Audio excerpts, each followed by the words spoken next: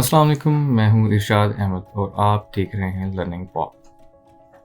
आज की क्लास में हम डिस्कस करेंगे count A and count blank function. For example कि एक सी कॉलम है, उसमें हम चेक करना चाह रहे हैं कि जो नंबर वैल्यूज़ हैं वो कितनी है। नंबर वैल्यूज़ कौन सी होती हैं, जैसे ये मैंने इसमें मेंशन किया कि ये 569 ये नंबर वैल्यू है, 92 नंबर वैल्यू है, यानी जिसमें नंबर्स शो हो रहे हैं। मैंने यहाँ पर मेंशन भी किया है कि count only counts the cells that contain number values. अब जैसे यहाँ पर नंबर वैल्यूज़ कितनी है, 1 2 3। तो जब हम काउंट का फॉर्मूला यहाँ पर हम रिजल्ट में लगाएंगे तो वो हमें बेसिकली इस कॉलम में नंबर वैल्यूज़ ही दिखाएगा। ठीक है, चलें आए इसको स्टार्ट करते हैं। फॉर्मूला के लिए हम इज इक्वल टू लिखेंगे, फिर COUNT काउंट ब्रैकेट ओपन करेंगे और इस कॉलम को सी कॉलम को सिलेक्ट कर लेंगे। जैसे सिलेक्ट करेंगे इस कॉलम को हम क्लोज करेंगे, इंटर कर देंगे। तो जैसे मैंने आपको कहा शुरू में कि count only counts the cell that contains number values. Count formula सिर्फ उन वैल्यूज़ को काउंट करेगा सेल में जिन पर नंबर होंगे। अब ये तो हो गया काउंट का फॉर्मूला। अब काउंट ए के बारे में मैं आपको बताता चलूँ कि काउंट ए जो है counts the cell that contains number and non number values. यानी अगर हम सी कॉलम की बात करें तो इसमें काउंट ए का फॉर्मूला जो है उन तमाम वैल्यूज़ को काउंट करके आपको बताएगा जिसमें नंबर्स भी हों और अल्फ़ाबेटिकल वैल्यूज़ भी हों, तो उन सबको वो काउंट करके बताएगा।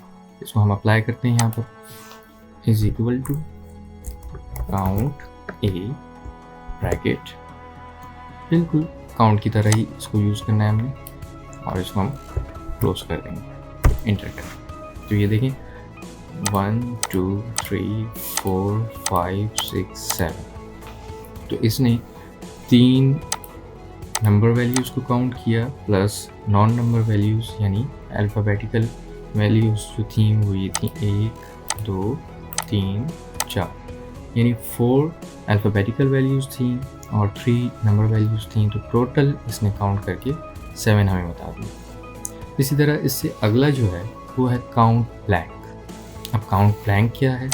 काउंट ब्लैंक जैसे नाम से ही ज़ाहिर हो रहा है कि count blank counts the empty cells, यानी इस कॉलम में जो ब्लैंक सेल्स हैं उनको हमने देखना होता है, काउंट करना होता है कि वो कितने हैं, और उनको हम रिमूव भी कर सकते हैं, कलर भी कर सकते हैं, वो आगे चल के मैं आपको बताऊंगा।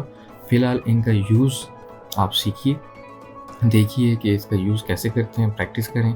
देन जब आगे की हम शीट्स में जाएंगे, आगे हम वर्किंग करेंगे, बड़ी एक्सरसाइजेस करेंगे डेटा से रिलेटेड, तो आपको फिर इसके बारे में सही से पता चलेगा कि ये फंक्शंस हैं तो इजी, लेकिन इनकी क्या वैल्यू है वो आगे जाके आपको सही से समझ आएगा।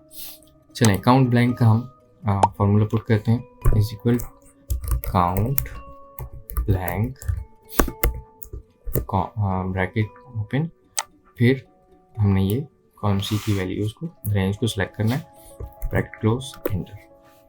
तो यहाँ पर 1 2 ये 2 ब्लैंक सेल्स थे, तो इसने टोटल करके बताया। अगर नंबर हमें काउंट करने हैं, जिन सेल्स में नंबर्स हैं, तो हमने काउंट का फॉर्मूला यूज़ कर लिया, और टोटल सेल्स में जो वैल्यूज़ हैं उनको काउंट करना हो तो काउंट ए यूज़ कर लिया, फिर ब्लैंक हमने पता करने हो तो ब्लैंक का फॉर्मूला यूज़ कर लिया। अब नॉन नंबर्स वैल्यूज़ को अगर हमें पता करना हो तो उसका क्या फॉर्मूला है? तो उसका देखो फॉर्मूला तो स्पेसिफिक नहीं है, लेकिन हाँ उसका एक तरीक़ेकार है, वो मैं आपको बताता हूँ। देखें यहाँ पर हम पहले लगाएंगे काउंट ए का फॉर्मूला, इज इक्वल टू पहले हम लगाएंगे काउंट ए का फॉर्मूला, यानी हमें सारी वैल्यूज़ पहले बता दे वो कितनी है, ठीक है। फिर हम ब्रैकेट क्लोज करेंगे, फिर हम यहाँ पर मेंशन करेंगे माइनस साइन, फिर काउंट का फॉर्मूला लगाएंगे कि अब हमें नंबर वैल्यूज़ को काउंट करके दे, फिर हम इसको सिलेक्ट करेंगे और हम ब्रैकेट क्लोज करेंगे।